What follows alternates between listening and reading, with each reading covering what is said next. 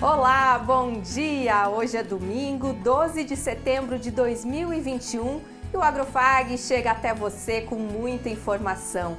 Bom dia, meu querido professor Celso! Bom dia, Mara. Bom dia. Sejam bem-vindos à 11ª edição do nosso programa. No programa de hoje, você vai acompanhar o problema da falta de água em Cascavel e como alguns agricultores estão enfrentando essa crise hídrica. Este é o tema da nossa entrevista em estúdio com o secretário municipal de Agricultura, Renato Segala. Conheça algumas variedades de mandioca ricas em nutrientes e que são cultivadas no estado. Programa alimentar é lançado pela Prefeitura de Cascavel e agricultores são chamados para se cadastrarem no Programa Municipal de Aquisição de Alimentos, o PMAA. Saiba como obter frutas mais saborosas em seu pomar através da polinização feita por abelhas. E ainda, um tipo de doença que ataca o trigo reaparece depois de 20 anos em algumas plantações da região oeste. A Isabelle, da Fazenda Escola, vai explicar por quê. Isso e muito mais agora no Agrofag, que está só começando. Fique com a gente!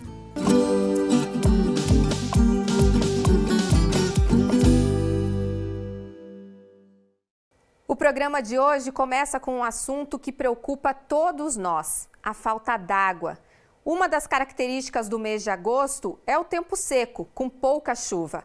Mas a falta de precipitação já afeta algumas localidades rurais de Cascavel. Uma ação integrada entre o governo municipal, Sanepar, Copel e Secretaria de Agricultura busca encontrar soluções para amenizar o sofrimento do homem do campo. Confira na reportagem de Tiago William, Luiz Marcondes e Alexandre Valischi. O Paraná enfrenta a maior estiagem dos últimos 98 anos. Em Cascavel está em vigor o decreto municipal que estabelece situação de emergência por conta da falta de água. Os mananciais que abastecem o município reduziram cerca de 40%. Nesta semana, a chuva voltou a aparecer por Cascavel, mas o volume foi baixo, cerca de 16 milímetros segundo o Cimepar.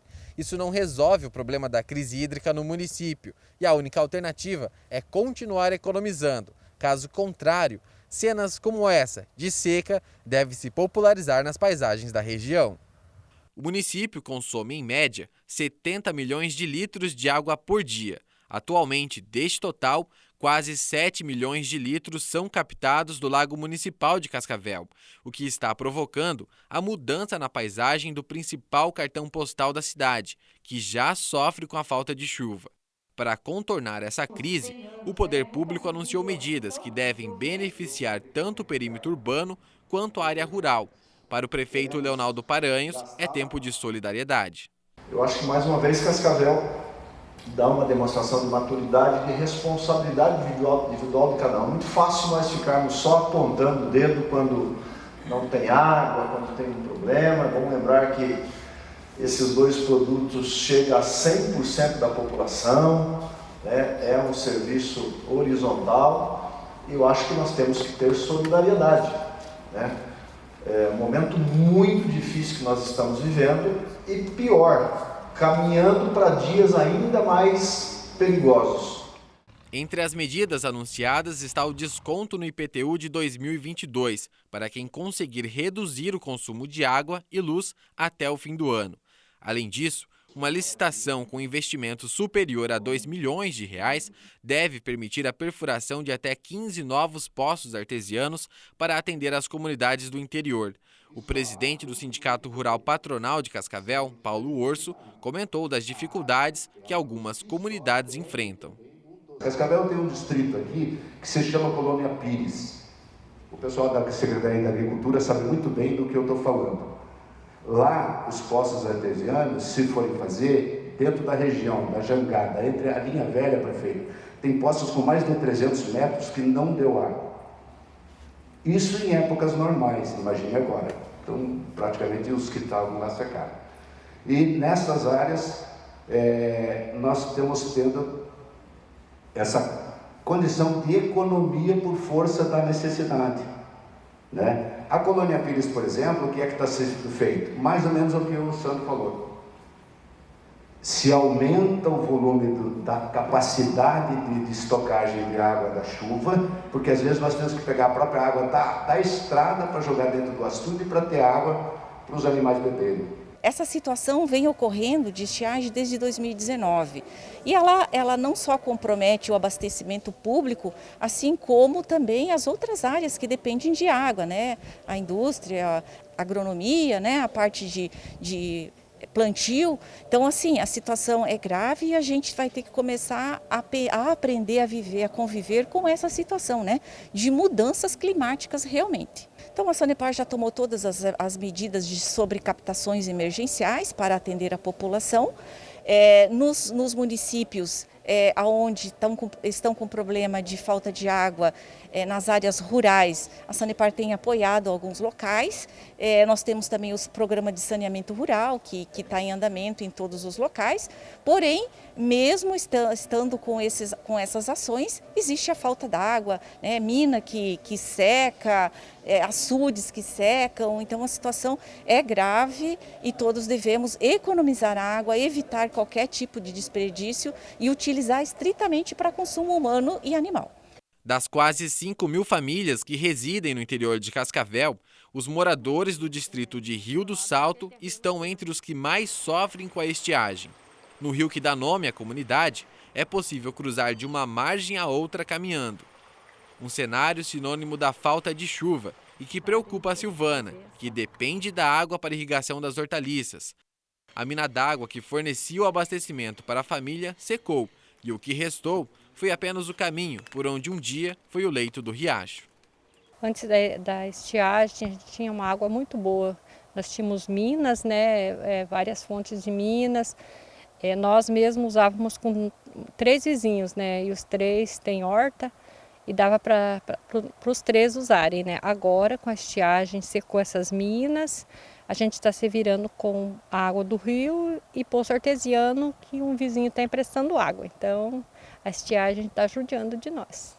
Ainda não é o caso da Silvana, mas se for preciso, ela vai reduzir a área da horta, o que deve afetar diretamente a economia da família, que depende das hortaliças para sobreviver. Além disso, outras medidas dentro de casa também serão adotadas para economizar água.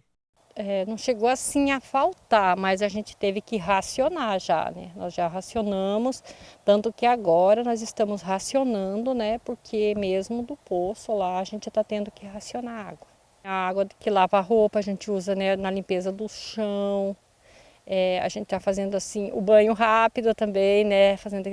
A gente mudou todos assim os hábitos, né? Então está fazendo várias formas para economizar. O rio praticamente, né, tá quase seco. Um rio que era muita água está quase seco. E se continuar assim, nós vamos ter que, né, diminuir o tamanho, né, da horta e fazer um racionamento. Em Rio do Salto, garantia de água por enquanto só com poço artesiano, mas o investimento é elevado para o pequeno produtor. Para ter esse sistema de captação, a Cleusa teve que contratar financiamento do banco e desde 2011 paga as parcelas. Olha, graças a Deus é a alternativa que tem o artesiano. Então a gente financiou 10 anos para pagar, mas é o que mais precisava, né? Foi o que está ajudando nós até hoje. Não tem o que fazer quando você não tem água mais na mina, né? A opção que eu sempre falo para o agricultor é, se você não tem água na propriedade, faça o artesiano porque vale a pena. Você pelo menos não corre o risco de ficar sem água, né? E é o que mais precisa, né? Sobre esse assunto, nós recebemos aqui em estúdio o secretário municipal de Agricultura, Renato Segala, que vai nos esclarecer hoje quais são as providências, as ações, as atitudes que o governo municipal está tomando em relação a essa crise hídrica em Cascavel, tanto na cidade quanto no campo. Bom dia, secretário, tudo bem? Bom dia, Mara, tudo bem? Prazer enorme estar participando aqui do seu programa, o AgroFag. Nós envolvemos sim a Copel, a Sanepar, o Sindicato Rural, a Câmara de Vereadores, no sentido, primeiro, da gente mobilizar e conscientizar a nossa população aqui de Cascavel com relação ao racionamento, racionamento tanto de água quanto de energia, E a situação que nós estamos vivenciando, né, ela requer bastante cuidado e esse é o nosso papel. Primeiro, de conscientizar toda a população aquilo que é possível fazer no sentido de haver a redução do consumo e também aquilo que o poder público pode fazer para incentivar, né, que é uma das ações que nós fizemos, né, e já vou comentar ela na sequência. E também aquilo que a gente vai atuar na sequência, principalmente, né, enquanto Secretaria de Agricultura, no interior do nosso município de Cascavel. Então vamos lá, são duas ações distintas, né? A primeira delas foi o projeto de lei que o prefeito Paranhos assinou e encaminhou para a Câmara de Vereadores, propondo, né, um desconto no IPTU para todos os contribuintes que conseguirem reduzir sua média de consumo, tanto da água quanto da luz, agora nos meses de setembro, outubro, novembro e dezembro, né, a média desse período, em relação ao período acumulado de janeiro, então, até agosto. Quem conseguir fazer uma redução de 10%, ele ganha 10% de redução no IPTU do ano seguinte. Lá em janeiro de 2022. Em janeiro de 2022, ele faz o protocolo, fala, olha, eu reduzi minha conta de água em 10%, né, em metros cúbicos consumido, e eu reduzi também 10% em quilowatts-hora na minha fatura de energia. Então, eu tenho direito a 20% do IPTU que seria cobrado ali no ano 2022. Que maravilha! A outra ação que nós, enquanto Secretaria de Agricultura, estamos fazendo é a seguinte. O prefeito também já vem acompanhando essa crise hídrica aqui na cidade de Cascavel, né? Vamos falar de Cascavel, mas é a região como um todo. Ela vem se acentuando aí desde o ano de 2019. Correto. O governador Ratinho fala que é a maior crise hídrica do estado do Paraná nos últimos 80 anos. Quando a gente traz aqui para Cascavel, a gente reconhece que de 2019 para cá, o problema vem se agravando, né? Nós temos aí uma redução bastante significativa no volume de chuvas. Sim. E isso acaba trazendo, né, uma redução nos mananciais, enfim, nos poços artesianos, nos rios, enfim, todo o sistema que abastece, né, não só a nossa cidade, né, a nossa população, mas principalmente o homem que está lá no campo, né, que tem que cuidar da sua atividade, tem que cuidar da sua criação, do frango, do porco, enfim, de toda atividade produtiva, ele depende de água também, né? Então, nesse sentido, o prefeito já há cerca de 60 dias atrás, ele solicitou que a gente fizesse um processo licitatório, que inclusive vai ser agora, esperamos concluir agora, meados desse mês de setembro, no valor de R$ 2.400.000. Esse processo licitatório é para que o município contrate empresas para perfuração de poços artesianos,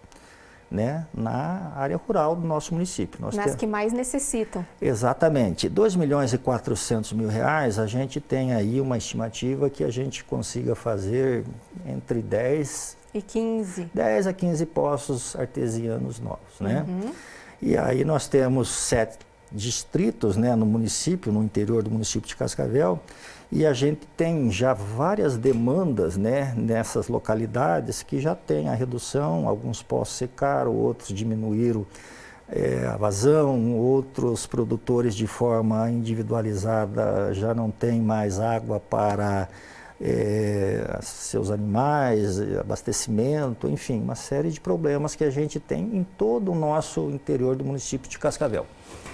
Então, essa licitação, ela vem, não vou dizer assim, boa hora se tivesse, talvez a gente já até... Um pouco antes. Mas, enfim, também a gente vai dimensionando o problema à medida que ele vai se acentuando, né? Mas nós estamos, mesmo assim, ainda à frente da maioria dos municípios aqui da região oeste. O próprio pessoal do IAT, que é o Instituto de Água e Terras, ele fez esse depoimento porque nós já estamos à frente. Então, agora, dia 16/9, teremos a licitação.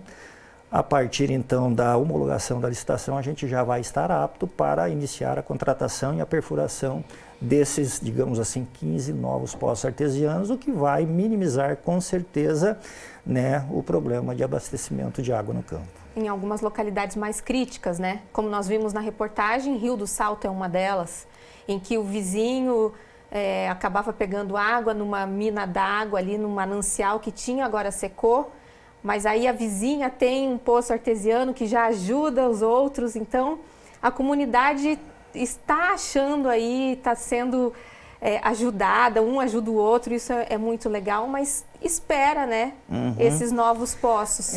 E é bom comentar também que nós, no final do ano passado e agora no primeiro semestre de 2021, nós já tínhamos formalizado com o próprio IAT um convênio e nós já temos 9 poços perfurados.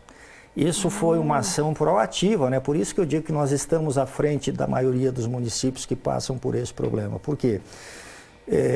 Mas veja bem como que é o problema. Nós tentamos perfurar 15, perfuramos 15, nós encontramos água em apenas 9.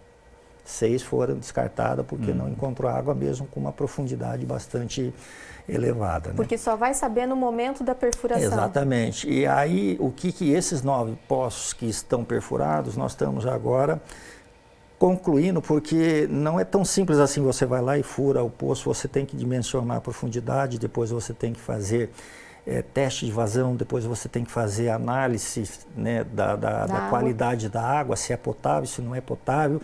Depois você tem que fazer um dimensionamento da rede para ver quantas famílias serão atendidas, questão de topografia do terreno, declividade, e o material que vai ser colocado ali, como encanamento, como material hidráulico elétrico, para você fazer uma rede de abastecimento. Então, esses 9 poços estão perfurados, nós estamos concluindo projetos, né? Temos 4 projetos já prontos, que já tem esse dimensionamento, e nós vamos aí agora, paralelamente, fazer um processo de dispensa de licitação, tá? Por conta do decreto de emergência em calamidade, né, publicado em Cascavel, ela abre essa alternativa da gente fazer a compra desses materiais com a dispensa da licitação. Então nós vamos fazer agora também esse processo, na sequência, esse mês ainda, para que a gente possa colocar esses 9 poços em funcionamento e aí mais o outro processo da licitação dos 2.400.000 que nós estamos aí com a expectativa de perfurarmos esses 15 poços novos. E nesse meio tempo, secretário, até toda essa burocracia, tudo isso se concretizar, nesse meio tempo, que tipo de ação que a secretaria vai tomar? Tem entrega de caminhões-pipa? O que está acontecendo? Então, bem lembrado, nós temos sim, nós conseguimos também,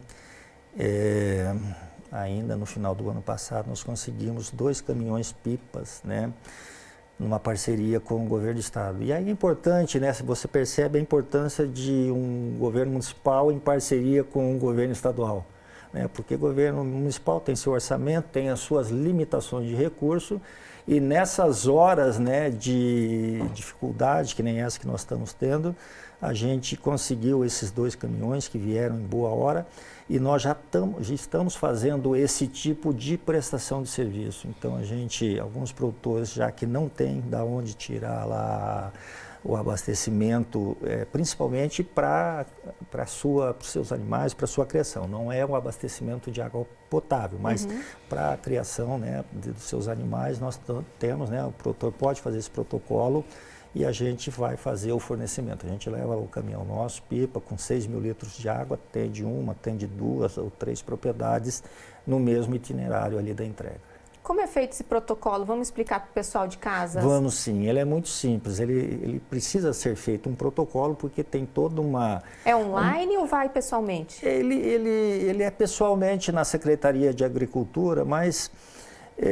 eu diria assim, a gente tem que procurar facilitar as coisas. Às vezes está lá um produtor lá em Lindoeste, ou lá em Jovinópolis, ou Rio do Salto, ou São João, qualquer um deles, são locais distantes, né, da nossa secretaria, mas nós temos os distritos, né, nós temos as subprefeituras, então ele vai até a subprefeitura, faz lá a solicitação, a subprefeitura automaticamente encaminha para nós e a gente coloca na programação. É importante a gente dizer, por maior que seja a nossa boa vontade também de atender a todos os pedidos, nós temos uma limitação também, né? Um caminhão a gente tem utilizado exclusivamente para o fornecimento de água nessa prestação de serviço. E um outro caminhão nós estamos utilizando também para a gente fazer o trabalho de recuperação das estradas rurais que a gente precisa, até por conta da estiagem, utilizar da água do caminhão-pipa para fazer uma compactação, passar um rolo compactador. Então, nós estamos trabalhando aí à medida das demandas para que a gente possa atender todo mundo. Não é uma coisa assim que a gente consegue pedir hoje, amanhã está lá, mas a gente coloca na programação e o objetivo é atender todo mundo. E não só falando do campo, mas também na cidade, a Rita da Sanepar comentou nessa entrevista coletiva também a respeito da vazão de água ali no Lago Municipal, que o abastecimento aqui da cidade também já está sendo feito utilizando a água ali do Lago Municipal desde o dia 2 de agosto, né, secretário? Então, assim, a gente precisa se conscientizar, é um momento crítico que todos nós, seja no campo, seja na cidade, quem vive sem água, não é mesmo? É uma realidade, né? A realidade é essa mesmo. Veja bem, a gente sempre teve uma condição favorável aqui de chuvas, né? Mas estamos num período seco mas se ainda, a gente né? pegar ano de 2019 para cá, a gente tem algo em torno aí de 40% a 50% de redução no volume das chuvas em relação ao que se esperava, o que era historicamente no nosso município.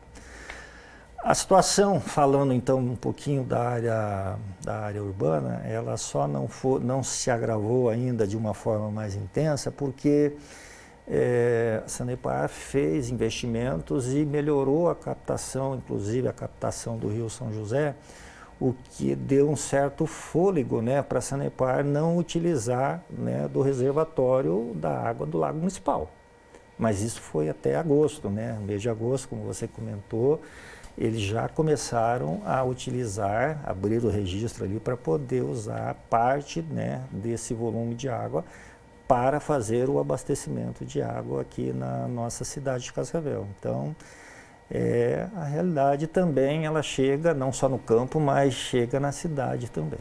Muito obrigada, secretário, por todos os esclarecimentos, por essa campanha muito legal que foi lançada aí na semana passada, nessa coletiva de imprensa.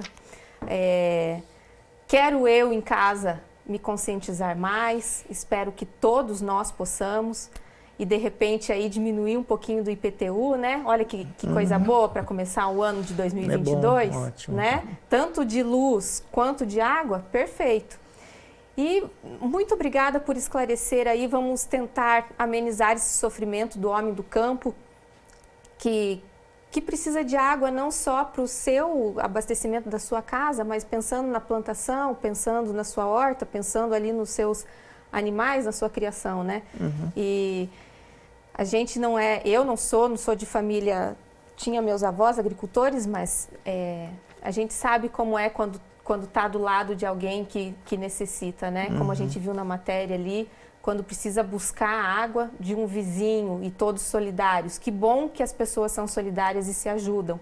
Muito obrigada, secretário. Eu que agradeço, Mara, o professor também, e dizer que estamos trabalhando nesse sentido. Embora eu também acumule a condição de secretário de Finanças, né, desde o início do governo do prefeito Paranhos, eu sou um produtor rural. Eu tenho minha propriedade rural lá em Corbélia. Eu conheço a vida do homem do campo, as dificuldades que ele tem no dia a dia, de sol a sol, né? Dorme cedo, acorda mais cedo ainda. E isso é importante, porque à medida que você tem a informação e você conhece a realidade, você fala mesmo a língua das pessoas, daquele produtor, seja ele um pequeno produtor, seja um médio produtor, seja um grande produtor, facilita muito, né, essa interação, porque você vai fazer aí o que estiver ao teu alcance, o que for possível para atender e minimizar e trazer uma solução. É isso que se espera do poder público e é dessa forma que a gente está desempenhando, né, procurando desempenhar a nossa função à frente da Secretaria. Obrigado, Que Mara. bom. Estamos à disposição aí, uma próxima oportunidade, a gente poder falar um pouquinho mais. Temos tantas coisas boas, né, que a gente está fazendo no campo. E, enfim, obrigado mais uma vez. Nós que agradecemos pela disponibilidade, por nos atender e esclarecer, né, tão bem essas informações que foram muito positivas. Como eu disse antes, somos otimistas, né, secretário? Mas agora nós preparamos uma arte, secretário, professor Celso, porque eu, você, o secretário, todos nós, população, né? Nós precisamos economizar, nós precisamos estar conscientes. Então nós preparamos uma arte para que não se tenha dúvida e a gente vai então ter dicas de economia de água. Para minha casa, para sua casa, professor, para a casa do senhor, também na sua propriedade. Temos dicas de economia aqui, ó. Reduzir a lavagem diária de roupa. Não só a lavagem diária de roupa, mas a lavagem do seu carro. Claro que todo mundo gosta de um carro limpinho todo dia, toda semana, mas não dá para gastar tanta água em lavagem de carro assim, não dá. Reduzir o consumo é muito importante. Reutilize a água da máquina de lavar. Por que que você pode reutilizar essa água? Você pode, de repente, jogar nas calçadas. Você mora numa casa que tem um monte de calçada, reutilize essa água. Você pode, se não tiver sabão, você pode molhar as plantas, não é, professor? É uma saída boa, é uma dica boa.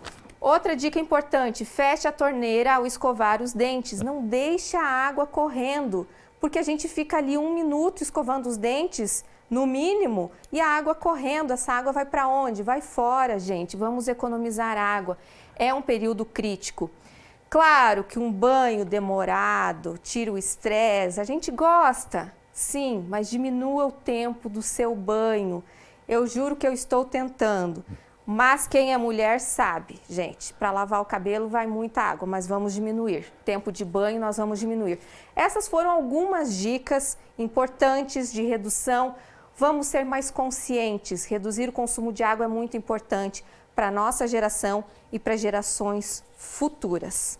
O período do vazio sanitário da soja no Paraná terminou na última sexta-feira. A partir de amanhã, é permitido cultivar. O objetivo deste período do vazio sanitário é reduzir a sobrevivência do fungo causador da ferrugem asiática durante a entre-safra e atrasar a ocorrência da doença na próxima safra. Confiram a explicação do engenheiro agrônomo e professor Joselito Nunes. Nesta semana chegou ao fim o período do vazio sanitário, um assunto que já é bastante conhecido pelos agricultores, mas que sempre é bom comentar. Por isso eu vou conversar com o professor Joselito Nunes, do curso de agronomia da FAG, e vai nos explicar melhor o que o agricultor precisa se atentar nesse momento.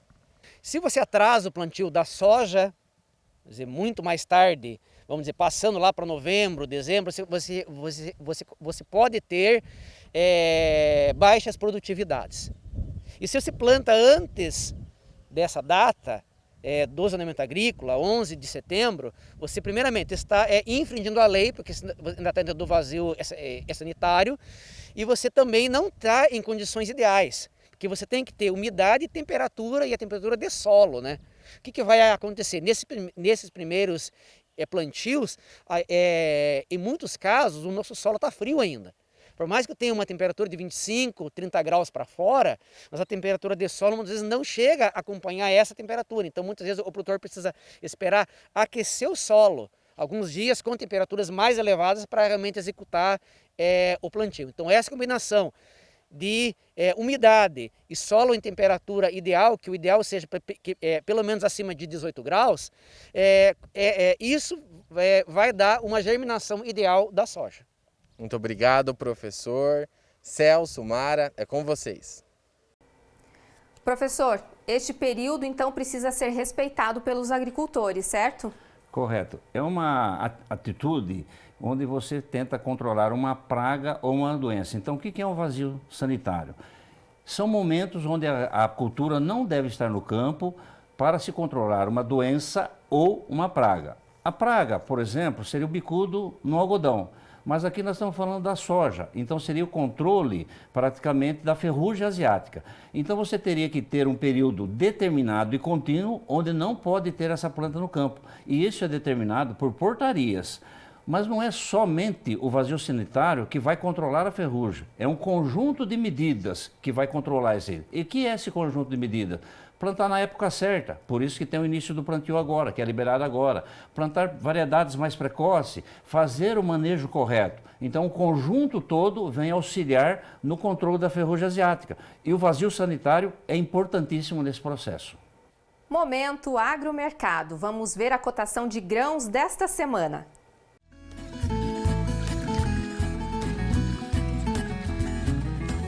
Em Cascavel, a soja fechou a saca em R$ 156. A saca do milho em R$ 86. Já o trigo em Cascavel fechou a semana em R$ 92 a saca. Falamos tanto em água, né, professor, que deu até sede. E esse é o tempo que nós temos, que é super rapidinho esse intervalo. Temos que nos hidratar, né? É o tempo que temos para nos hidratar, tomar aquela aguinha gostosa. E vocês também. E no próximo bloco, vamos conhecer algumas variedades de mandioca ricas em nutrientes e cultivadas aqui na região oeste do estado. E ainda, programa alimentar é lançado em Cascavel e verba repassada aos agricultores familiares aumenta. É rapidinho, já voltamos.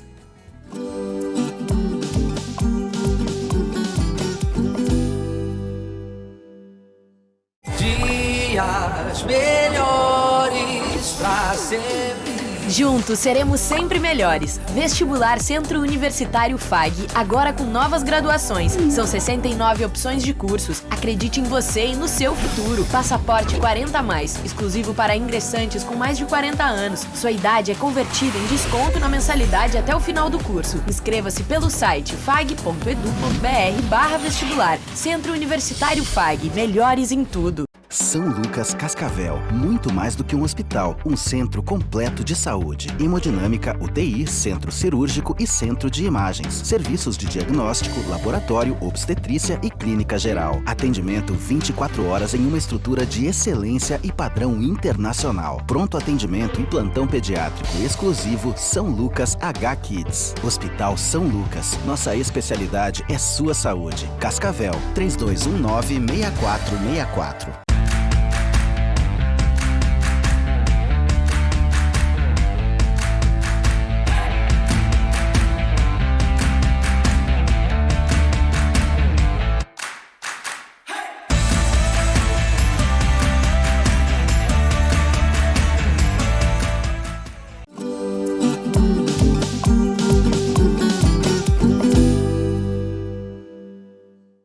Você sabia que a mandioca é rica em nutrientes e faz muito bem à saúde? A raiz é uma rica fonte de calorias e carboidratos e é um dos alimentos mais consumidos no Brasil. Conheçam agora algumas variedades de mandioca de mesa pesquisadas pela Embrapa, Empresa Brasileira de Pesquisa Agropecuária no Paraná. Conhecida por diferentes nomes no Brasil, como aipim, macaxeira ou mandioca, ela é um alimento que existe há milhares de anos. Suas raízes são fontes para agricultores agregarem e diversificarem a renda em suas propriedades. Existem algumas variedades da mandioca de mesa, que o produtor pode cultivar. O Marco é pesquisador da Embrapa Londrina e explica a produção das novas variedades. A Embrapa tem um grande banco de germoplasma, de uma reserva, genética, e faz os cruzamentos. E depois que faz esses cruzamentos, é feita uma primeira avaliação lá, e depois a gente recebe os materiais aqui para ir testando e selecionando e fazendo vários testes, né? Então, por isso, assim, é uma variedade. Desde que você faz o cruzamento lá nas bases, depois para vir para cá, e até a gente chegar no ponto de poder disponibilizar essa variedade para a sociedade, é em torno de 10 anos. Então, é um trabalho bastante árduo, né? As variedades BRS 396 e 399 de mandioca de mesa, que a Embrapa já lançou, têm como principal característica um elevado potencial produtivo. O padrão delas é o mesmo de cor, e a produtividade delas, elas têm um potencial produtivo muito alto. E também uma coisa que é importante nesse mercado, Matheus, que é, assim, nem todas, às vezes, para a mesa, para você processar o produto também, não só para vender a raiz inteira, como também processar, é importante o padrão da raiz. Ela tem uma espessura, né, um diâmetro bom e um comprimento bom de raiz para dar padrão, e com isso ela tem um aproveitamento bom. E as nossas variedades estão ali acima de 90% de aproveitamento. Isso para o produtor é muito importante, porque isso significa mais, né, que ele vai ganhar mais. A Fazenda Escola do Centro FAG possui as mudas da variedade BRS 399. E nós fomos conhecer esta variedade com o engenheiro agrônomo e professor do curso de agronomia, Jorge Geller. Essa variedade que nós estamos mostrando aqui na forma de clone, né, se chama BRS 399. Tá? É uma mandioca produzida pelo Centro de Pesquisa da Embrapa do Cerrado, tá? E ela se destina ao consumo humano mesmo, né? É uma mandioca de mesa. Tá? Ela é uma mandioca biofortificada, porque no melhoramento para se atingir essa mandioca, né, foi acrescido então através de cruzamento, né, algumas características que deixam ela com mais teor de beta-caroteno e alguns sais minerais. Tá? Além disso, essa mandioca tem um elevado teor de amido, né, a gente chama carboidrato, né, por volta de 33% de carboidrato, né, o que torna ela um alimento bastante de sustento, né, com alto teor de amido. O plantio dessa raiz não é diferente das demais. O professor ensina como fazer uma rama de mandioca. O produtor, ou ele vai adquirir a rama, né, ou então ele vai aproveitar da lavoura velha do ano passado. Né? Então ele colhe a rama, tá? Ele tira do campo a rama está aqui, essa aqui é uma rama pequena, né? Porque da as plantas da 399, essa aqui é da BRS 399, essa rama aqui. Ele vai vai proteger ela, né, trazer para dentro, proteger num galpão ou mesmo embaixo de uma árvore, né, fazendo feixes e deixando ela por 2 a 3 meses no máximo. Né. Quando chegar a época de plantio, tá, o produtor vai cortar essa rama em manivas. Então, manivas são isso aqui chama maniva semente. Essa aqui é a semente da mandioca. Tá? A maniva, então, tem que ter por volta de 17 a 20 centímetros, né, de tamanho, tá? E deve conter de 5 a 8 gemas. Gemas são esses olhozinhos onde estavam inseridas as folhas e é onde que está o futuro broto. Né?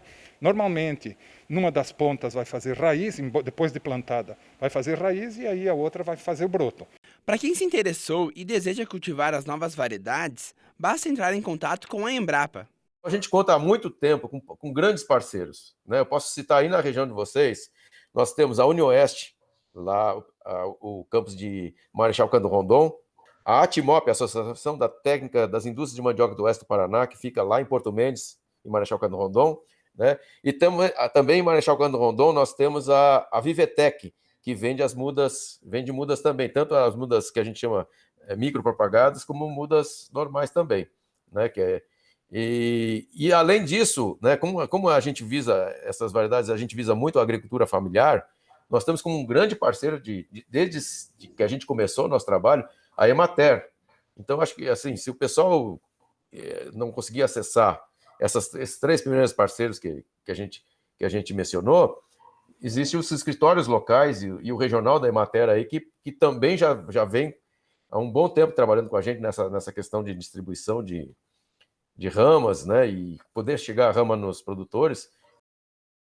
Professor Celso, o senhor costuma chamar de macaxeira, aipim ou mandioca? Na minha região é mandioca. Na minha também, paranaense. Minha paulista. Mas então estamos quites nesse quesito. Correto. E o senhor gosta mais de qual? Da mandioca branca ou da mandioca amarela? Todas são saborosas. O importante é que ela tenha um ponto de cozimento ideal. E por falar da reportagem, mais uma vez a importância da pesquisa aí, né, professor? Correto, a pesquisa é importantíssimo, né? E a pesquisa faz toda a diferença. Mas um parêntese, Mara, né? O centro de origem da mandioca é Brasil e Paraguai. Então, faz parte da nossa cultura, faz parte da cultura do índio e faz parte da nossa cultura. Exato. E o programa alimentar foi lançado na última quinta-feira pela Prefeitura de Cascavel. O projeto vai atender famílias vulneráveis, entidades e serviços sociais. Produtores rurais de Cascavel participaram de uma cerimônia no auditório da Prefeitura Municipal durante a semana para o lançamento do programa intitulado Alimentar, que nada mais é que a ampliação do Programa Municipal de Aquisição de Alimentos. No ato, houve assinatura da chamada pública e do decreto, que altera os dispositivos do PMAA, pelo prefeito Leonaldo Paranhos, pelo secretário de Agricultura Renato Segala e pelo secretário de Assistência Social Hudson Moreski. Estamos lançando o Programa Alimentar, um programa que tem por objetivo adquirir produtos da agricultura familiar e entregar às famílias vulneráveis de Cascavel. E para isso o prefeito Paranhos assinou um decreto aumentando o valor anual, que era de R$ 6.500 por agricultor ano, para R$ 20.000 por agricultor ano, o que potencializa em muito, reconhece e incentiva a agricultura familiar de Cascavel, tendo alimentos de qualidade e inclusive também fomentando a economia local, visto que esse valor das aquisições permanece em nosso município. Este programa de aquisição de alimentos não é novidade no município. Ele foi criado ainda em 2018, mas agora que foi ampliado, vai trazer mais benefícios aos pequenos produtores rurais e às famílias em situação de vulnerabilidade social. Com a ampliação da verba destinada ao projeto, a expectativa é que o número de agricultores cadastrados cresça cada vez mais. Inclusive, além do decreto, o prefeito já assinou a chamada pública, que permite já os agricultores se inscreverem. Atualmente temos aproximadamente 204 agricultores, em que pretendemos potencializar e aumentar esse número também, quem sabe chegando a 300, em que o investimento anual de 300 famílias, considerando R$ 20.000, daria 6 milhões de investimento anual especificamente ao programa alimentar. O seu José é um dos produtores cadastrados neste programa. O aumento no valor pago ao agricultor deve resolver o problema de quem já atingiu a cota. Antes a verba era muito pequena, né? Por exemplo, eu já venci minha cota lá, né? E daí, no caso, o meu produto eu sou obrigado a levar para o comércio. E que é muito difícil para o agricultor. Porque antes ali eu só pegava o produto da roça e trazia para a secretaria e eles distribuía. E, sabe, sair e vender de porta em porta ou vender no comércio é mais complicado. Então isso aí vai fazer com que a gente tenha mais agilidade, tenha mais tempo para produzir e pode produzir mais. Professor, importante a assinatura deste decreto e também a chamada pública para aumentar o número de agricultores cadastrados, não é mesmo? Correto. É muito importante, porque, veja bem, você vai ter aumento de agricultores cadastrados, você vai ter aumento de renda a esses agricultores e, por outro lado, você vai ter um aumento da produção, onde essa produção vai ser levada àqueles consumidores ou àquelas famílias mais necessitadas. Então, é um bom trabalho social que a Prefeitura está fazendo. E gerando renda para o próprio município, não é mesmo? O próprio município, correto. Está ansioso para saber como vai ficar o tempo nos próximos dias em Cascavel e região? Acompanhem a previsão.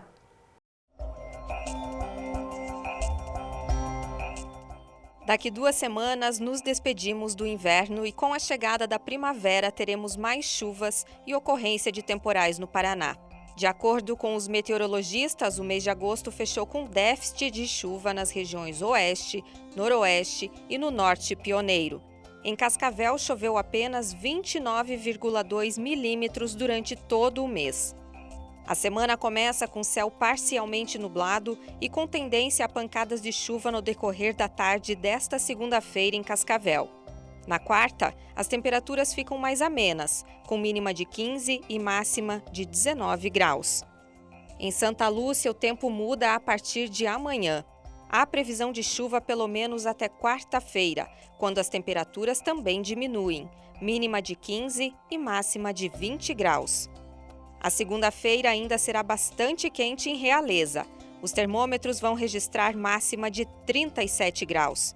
Depois, a chuva chega e baixa as temperaturas. Na quarta-feira, a mínima será de 15 e a máxima não passará dos 20 graus. Hora de conferir os preços no agromercado.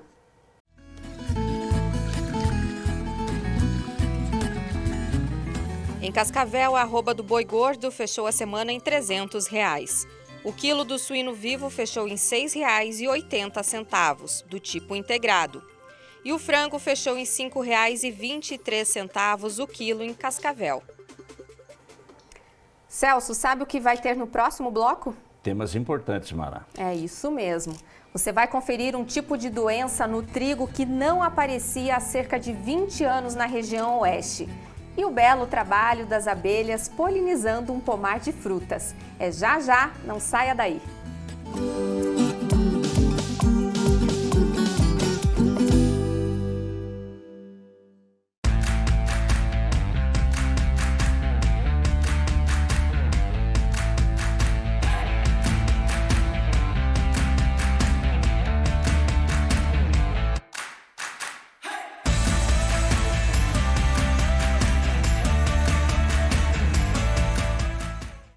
Conectados ao mundo. Somos todos. Somos um só. Somos muito mais. Global Connection. Descubra um novo programa de pós-graduação Centro Universitário FAG. Acesse o site e conheça os cursos disponíveis. Conexões internacionais e experiências transformadoras. fag.edu.br/pós. Inscrições pelo fone 4533213964. Pós-graduação Centro FAG. Global Connection. Realize. São Lucas Cascavel, muito mais do que um hospital, um centro completo de saúde. Hemodinâmica, UTI, centro cirúrgico e centro de imagens. Serviços de diagnóstico, laboratório, obstetrícia e clínica geral. Atendimento 24 horas em uma estrutura de excelência e padrão internacional. Pronto atendimento e plantão pediátrico exclusivo São Lucas H-Kids. Hospital São Lucas, nossa especialidade é sua saúde. Cascavel, 3219-6464. Dias melhores pra sempre. Juntos seremos sempre melhores. Vestibular Centro Universitário FAG, agora com novas graduações. São 69 opções de cursos. Acredite em você e no seu futuro. Passaporte 40+, exclusivo para ingressantes com mais de 40 anos. Sua idade é convertida em desconto na mensalidade até o final do curso. Inscreva-se pelo site fag.edu.br/vestibular. Centro Universitário FAG, melhores em tudo.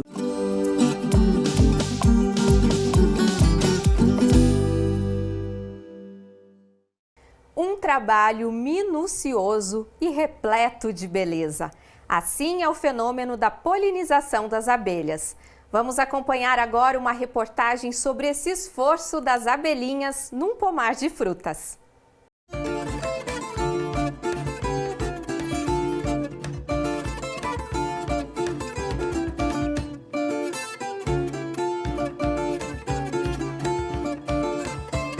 Entre as 10 da manhã e as 3 da tarde, quem domina esse pomar são as abelhas. O dia ensolarado é perfeito para que esses insetos entrem em ação para realizar uma função designada pela própria natureza, a polinização.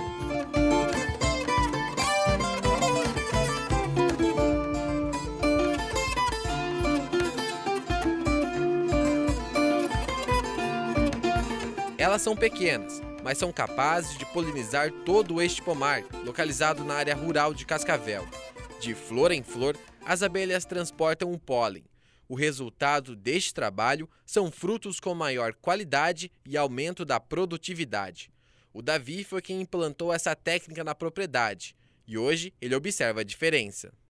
E um dos motivos de eu começar a criar a abelha, foi um pouco pela preservação. E é bonito também o bichinho, né? E aí, como a gente não se tinha tanto conhecimento em relação às abelhas sem ferrão, um conhecimento detalhado de como criar de forma certa, construir as colmeias certas, então a gente veio criando do jeito que está aí hoje, Então, até que a gente foi buscar conhecimento, mas só que é gratificante para nós, ter as abelhas hoje, porque antes, quando nós tínhamos as abelhas aqui no pomar, não tinha as abelhas, os frutos eram uns frutos mais, não vou dizer mais feio, era um fruto com mais defeito, Tipo assim, os pés carregavam não segurar a floração, porque não se tinha tanta polinização, dos frutos. E hoje, como já deu 2017 que a gente mexe com essas abelhinhas, hoje você já vê o resultado. Não porque, tipo assim, é porque a gente vai observando.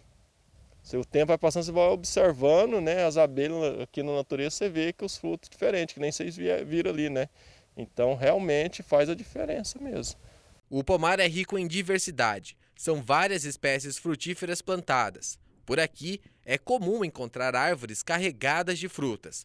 Para alcançar esse resultado, foi preciso investir em conhecimento. Eu precisei agora estudar um pouco sobre esses animais, né? Na verdade são os animais, até para mim me organizar e preparar para ter manejo, porque eu já tive problemas aqui, né, com essas abelhinhas. Né, em perder enxame, que é ataque de formiga, que é a caixinha doceira, é ataque de forídeo, muitas vezes não conseguia fazer as transferências certas e os predadores vinham e a gente acabava perdendo esses animais, né, esses bichinhos. Então a gente teve que procurar aí um curso, ajuda, aí poder conseguir trabalhar com elas. 18 caixas racionais servem de moradia para as abelhas. Produzidas com eucalipto vermelho, cada unidade dessa, com toda a estrutura completa em funcionamento, pode custar até R$1.000, dependendo da espécie de abelha. E isso pode se tornar mais uma fonte de renda ao produtor.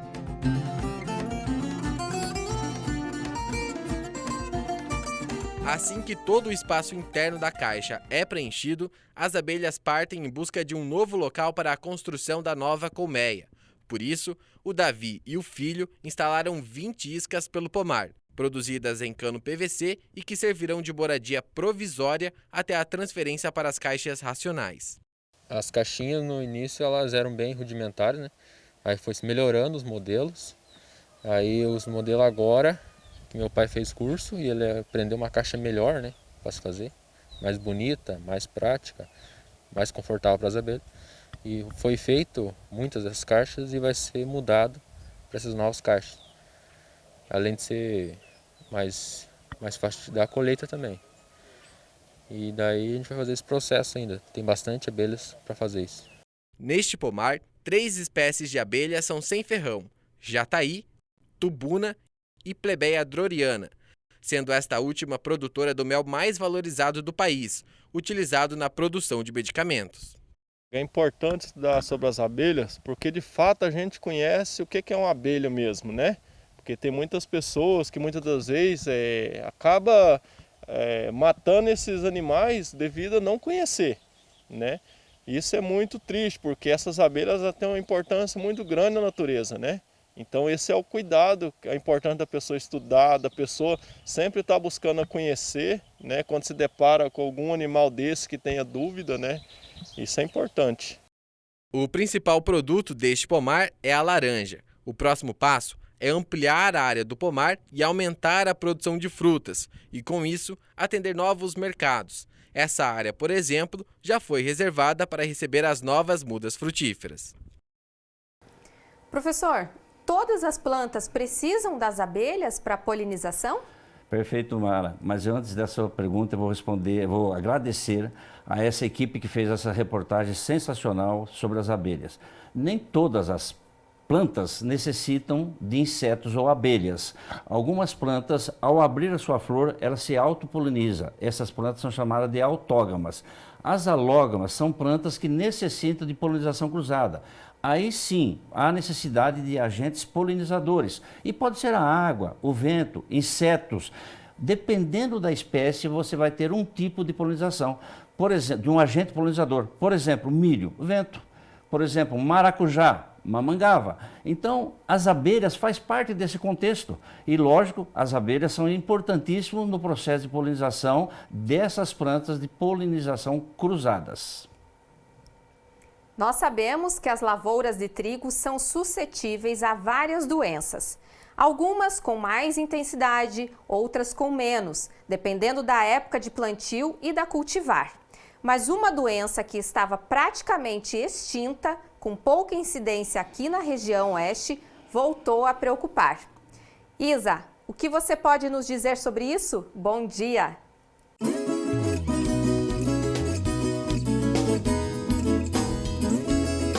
Bom dia, Mara. Bom dia, professor Celso. Nós temos aqui na Fazenda Escola, no convênio com a Embrapa, o plantio de parcelas que são denominadas coleção de doenças. E em 2 novas linhagens de trigo e triticale foi encontrado a doença que é conhecida como ferrugem linear ou ferrugem amarela.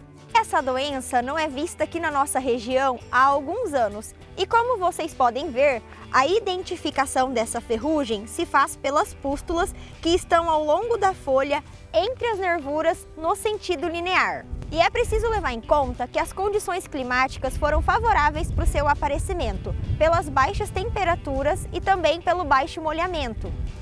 É importante que o produtor fique atento nas próximas safras, pois como essa doença é agressiva e foi encontrado inóculos na nossa região esse ano, elas podem aparecer na próxima safra caso o clima seja favorável. Eu espero que essa informação tenha ajudado mesmo no final da safra. Nos vemos no próximo programa. Até lá! Obrigada, Isa. Professor, então quem produz trigo precisa se preocupar com essa ferrugem, certo? Certo. Eu não diria que somente essa ferrugem, mas eu diria o complexo de doenças que tem o trigo. Então todas elas são importantes e esta é mais uma doença que gera preocupação. Tomar muito cuidado. Agora é a hora de ver os destaques aqui no Agrofag. Já vou pegar meu celular para a gente acompanhar. Momento mais do que legal, né, professor? Muito bonito. A gente vê como as pessoas curtem, deixam uns recadinhos, as pessoas gostam de interagir, né? Muito bom. Então, aqui a nossa primeira foto, destaque do Instagram, também foi para o Facebook, tá, gente? Tá ali, ó, temos pés de carambola ali na Fazenda Escola. Sabe, né, professor, que essa fruta é dessa época do ano, né? Correto, correto. Gosta de carambola? Um pouco. Um pouco? Um pouco. Não, não sou fã. Não é assim aquela fruta? Para mim não, mas é muito boa a fruta. É muito gostosa, sim. Dá para fazer coquetel, suco, geleia, correto. Não é? A próxima foto, então, fica aquele abraço, aquele agradecimento. É o Lindomir Pezente, chefe regional do IDR Paraná, Instituto de Desenvolvimento Rural, aqui de Cascavel. Estamos nós, né, professor, que recebemos ele semana passada. Ele também ganhou um mimo aqui do Agrofag, ele está ali em mãos com a canequinha que a gente costuma tomar água e também com a cuia de chimarrão. Disse ele, professor, que ainda não estreou. Estamos esperando, né? Estamos, que quando ele estrear, ele vai mandar a foto. Então, estamos aguardando, hein, Lindomir? Muito obrigada pela sua participação. E aqui, essa foto é muito linda e muito interessante. Sabe por quê, pessoal? Essa foto foi tirada por um certo engenheiro agrônomo, professor, comentarista de um certo programa. Conhece o professor Celso? Conheço. A foto é sua, olha que linda. Muito obrigada por ter mandado pra gente.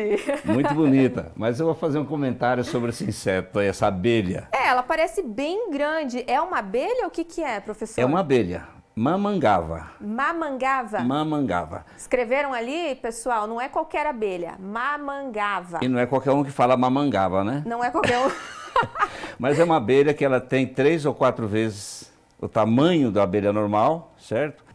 É uma abelha solitária, Mara. Ela vive sozinha. Ela não é agressiva, a não ser que você toque nela, certo? Agora, se você for ferroada por ela, a dor é terrível. Você vai parar no hospital. É muito forte o veneno dessa abelha. E é só essa abelha que poliniza o maracujá. É a única abelha. Então, se você for fazer uma plantação de maracujá, tem que fazer próximo a uma floresta, uma mata, ou ir lá polinizar manualmente. Então, se nós temos a mamangava, vamos deixar ela fazer esse serviço, né? Que linda foto. Muito obrigada, professor. E que informação importante aí para nós. Já o próprio nome é mamangava, né, professor? Mamangava. Não fala que é difícil. Não vou mais esquecer. E graças a Deus nunca fui ferroada. Esse desprazer eu não tive e nem quero. Eu já tive esse desprazer. É difícil. É? É muito difícil. E teve que hospitalizar, professor? Fui. Nossa. Muita dor. Então cuidado aí, pessoal. Já fica o alerta do professor Celso.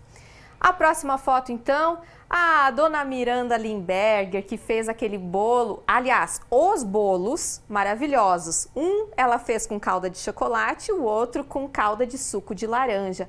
Uma delícia, sem glúten, sem lactose. E ela tá aí com o nosso mimo também, com a cuia de chimarrão do agro.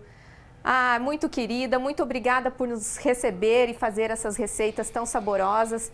Inclusive, pode colocar a próxima foto é um dos bolos que a dona Miranda fez para nós. Professor, aí tá o corte de uma fatia que eu tive, essa delícia, esse prazer de saborear. Mas eu quero te perguntar, professor, que eu fiz um desafio no programa passado. Vocês lembram disso? Lembram, né? Eu quase que tô sentada esperando até hoje. Professor Celso, cadê o bolo que o senhor ia fazer? Estamos estudando o momento certo, mas eu vou fazer uma visita na banca 121 e vou perguntar bem essa receita para resolver essa questão. Professor Celso, a receita eu até te passo, porque já está lá, ó, certinho no YouTube. A gente passa, eu vou te passar pelo WhatsApp aqui, tá, professor? Vou tirar fotos e vou trazer para você. Professor, eu quero vídeo. Vídeo? Eu quero também. Gente, também. Fica registrado aqui, por favor. Nós queremos prova de que o professor está cozinhando, está fazendo o bolo, seguindo a receitinha. E eu dei uma colher de chá. Gente, ele pode fazer com a esposa. Semana que vem, vamos ver se a gente consegue. Compromisso? Compromisso. Vai mandar o vídeo e a foto pra gente? Vou mandar o vídeo e a foto para você. Fica tranquila. Compromisso, gente. Eu não vou esquecer e vocês também não, tenho certeza disso. Ai, que saudade desse bolo. Qualquer coisa é isso mesmo. A gente dá uma passadinha lá na barraquinha da 121, na feirinha do produtor, né, gente? E não se esqueçam, nós contamos com a participação de vocês aqui no Agrofag. Anotem aí os nossos contatos nas redes sociais. No Instagram, nos sigam no @agrofag. No Facebook, curta a nossa página, é o Agrofag tudo junto. No YouTube, se inscreva no canal Fag e ative o sininho para assistir o programa na íntegra e também para ter acesso aos vídeos de cada edição do Agrofag. E nós temos também o WhatsApp. Anote aí o número 4533213970. Vou repetir, 33213970. Nos mande sua mensagem, áudio, fotos ou vídeos. Participe. Seu contato conosco é muito importante. Pessoal, tudo que é bom tem o tempo certo para terminar. E hoje, a edição do Agrofag fica por aqui. Professor Celso, um bom almoço, um bom restante de domingo. E nós temos aquele encontro, né? Semana que vem, domingo que vem. Domingo que vem, às 8 da manhã, aqui pela KTV. Um domingo abençoado a todos e até lá. Tchau, tchau!